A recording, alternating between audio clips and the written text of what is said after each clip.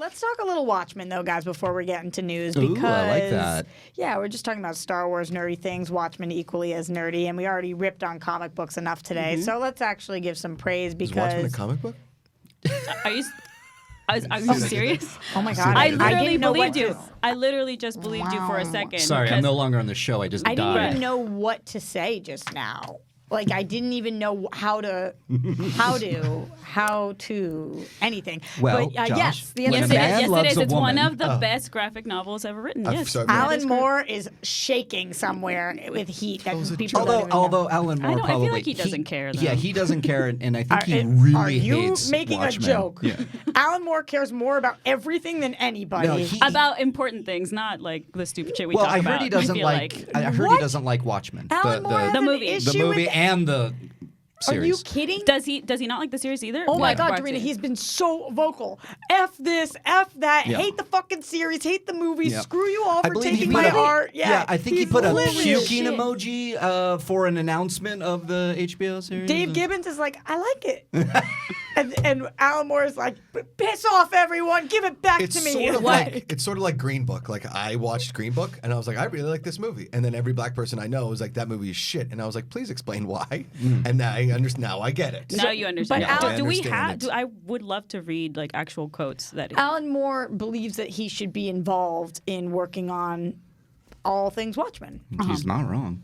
So he hated the movie as well, like even the director's cut. He hated all of he's them. talked more about it, and maybe we can actually do a deep dive into that at some Yeah. point because we are going to be talking Watchmen more often on the show. We should bring in Haley Faust because she wrote an excellent article about why the Watchmen movie ending being changed from the graphic novel actually makes sense. So, yeah. So maybe she can come in Grab her? if she can. She wrote an article about what she liked, how She it went loved from Watchmen. squid to explosion in the movie. Yeah, like she basically wrote why she thinks that it's it actually because people were mad at the ending change, where they were mad at Zack Snyder for changing that or the Right, screenplay writer, right. and so she actually makes They really made good It's points. so much smarter for a movie. I mean, I agree. Yeah, because some things from comic books don't translate to film. however, they've been very clear about this TV show that they're going from the graphic novel, not from the movie, which is why we have squid falling from the sky and whatnot. I love that. Which does make all the sense. So, Riley, you are 3 episodes deep into Watchmen. Oh, yeah. Darina, you're 3 episodes deep yes, into I am Watchmen. all caught We are up. all caught Josh, up. I know, is as well. Gentlemen, Haley Found. Yes, Haley Faust. Hey, how you doing, Haley? All right. Josh was like, I'm done talking Josh was comic like- books for the day.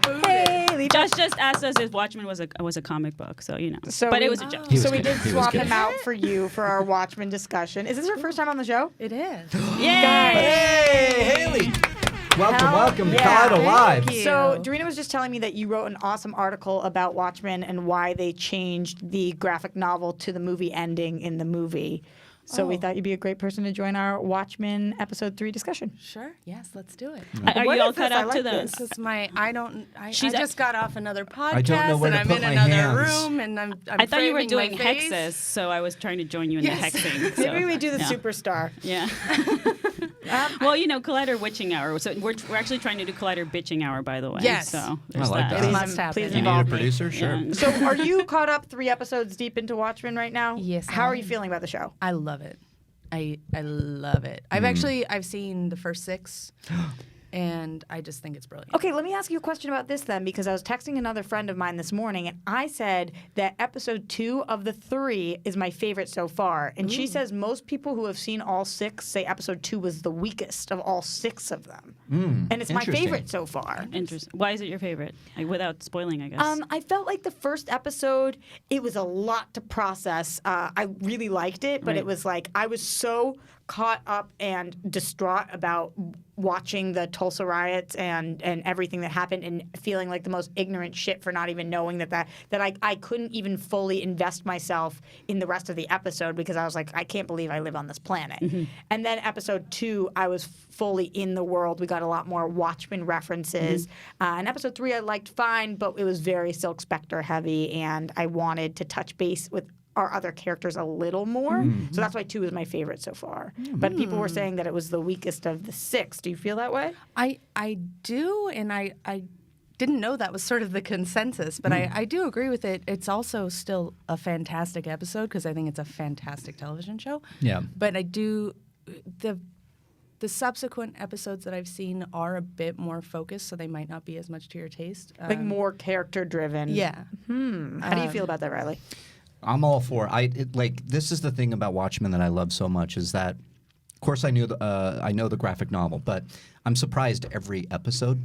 By the end of every episode, I just blink and it's over, and I'm like, I love it. So they can take me wherever they want. If it's more character, if it's more deep dives on certain characters, fine. I can't wait for it. It's all world building. It's not just like, side sobbing story for an hour. It's like this last week's was, where it was very focused on her, but it also showed us the most of the world we've seen yet. This is my favorite Yes. episode. No, I Episode agree. 3 is my favorite I don't want to spoil it, for a character that I think a lot of people were wondering about, and we get some information. We get a great kind of tease at the end. I just wonder where it's going. I really am surprised at how well they're pulling this off and keeping the building of this world that we know from the comic book. And I love that it's taking place after the comic book and not the movie.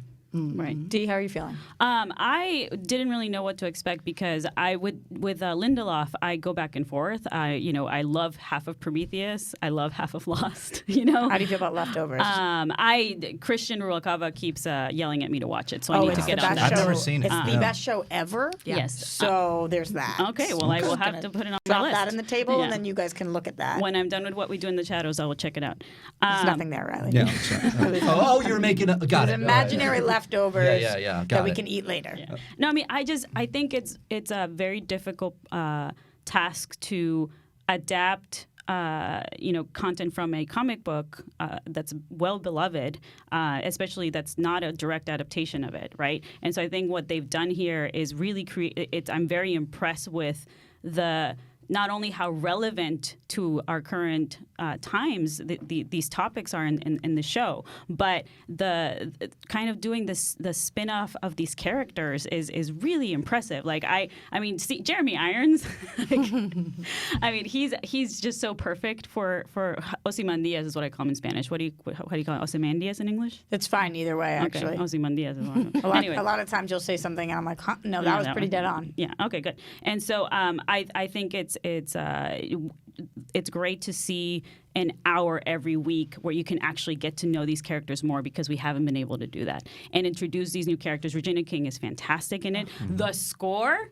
Trent Reznor and come Atticus on. Ross. Come I'm on. obsessed with it. I've been listening into it. It's the best thing ever. It's just incredible. When I was watching the screeners for the first time, I somehow didn't process that's who it was, but I noticed that every time I'd hit play on an episode, I'd be sitting in my bed. Yep. Yeah. That's what I did. I Yeah. forgot That's they the were doing best. that. Yes. It was amazing. I like a subtle groove. Yeah.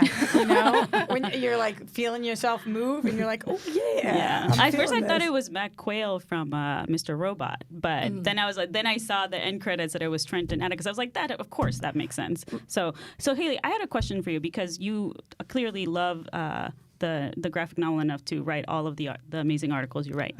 So, what is your biggest takeaway from this series as to since you've seen more episodes than us, that they're trying to do that's different to the graphic novel that we know, but actually keeps the essence of all these characters that we've grown to love? I think it's a phenomenal act of world building, and that it's very clear that the writers of the show treat the graphic novel like a Bible. Yeah. That is the world we're working from, everything there happened, and what comes next. And in keeping with the spirit of the graphic novel, they are taking big, wild, ballsy, insane swings when they decide how to answer the question of what comes next.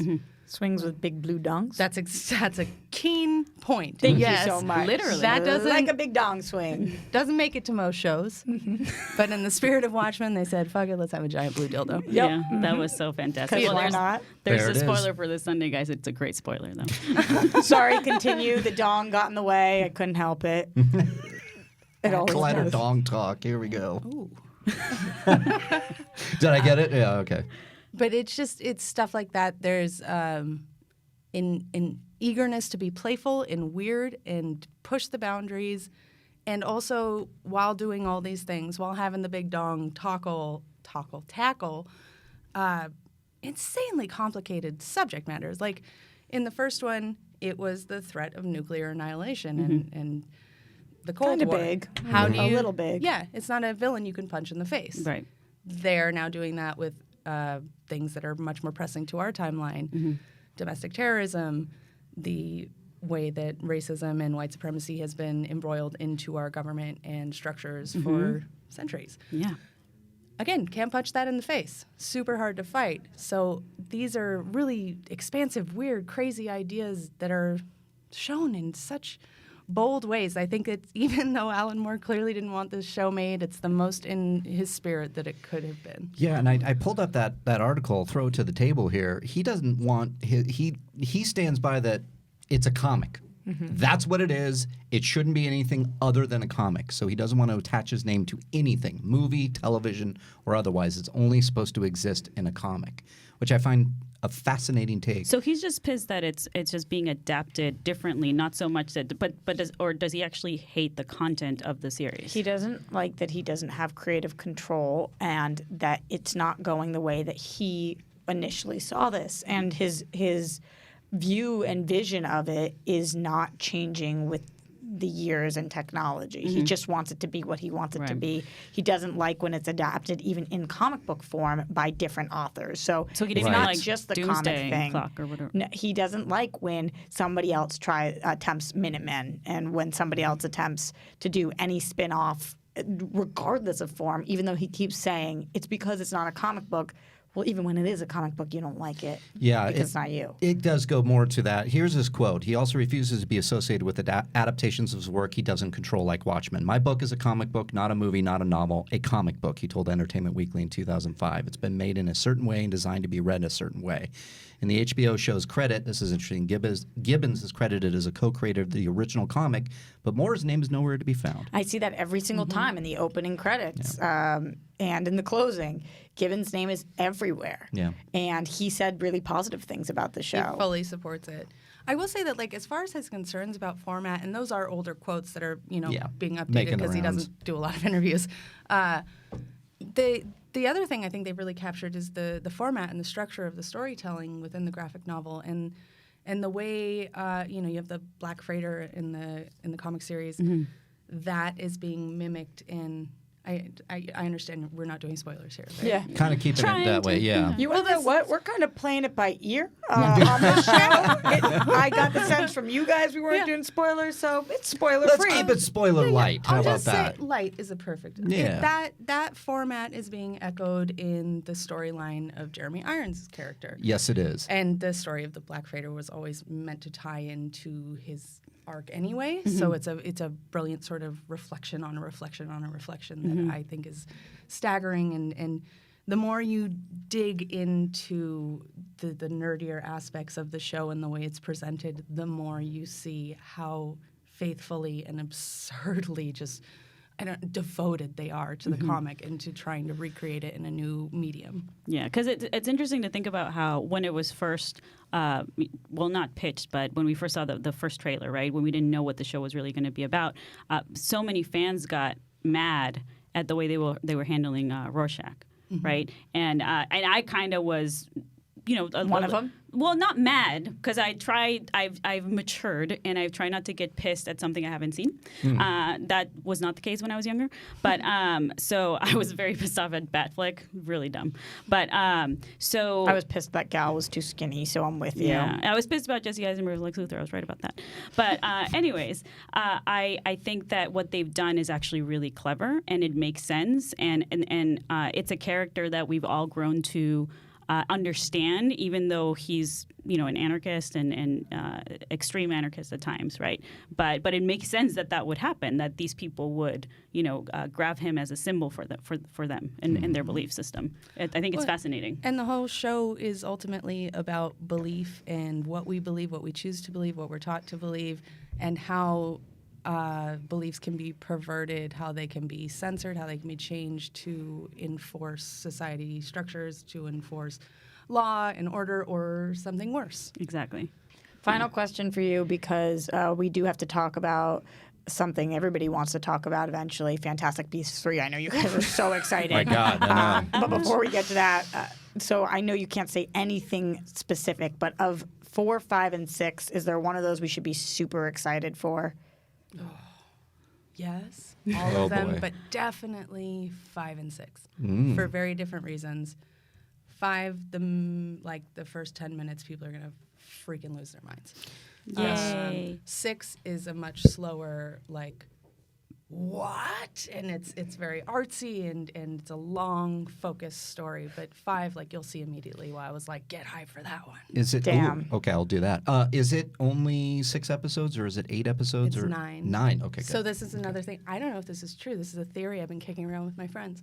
Is it 9 episodes because Watchmen was told in pages with 9 little boxes? That's- I don't know. I think That's you're onto maybe. something. That's really nerdy I like and that theory. also possibly Feels true. like something they yeah. do. Yeah, that's why we invited you to be on our show. Love all the Panels good nerd is what stuff. they're called, not little boxes. Thank you so much for joining us today.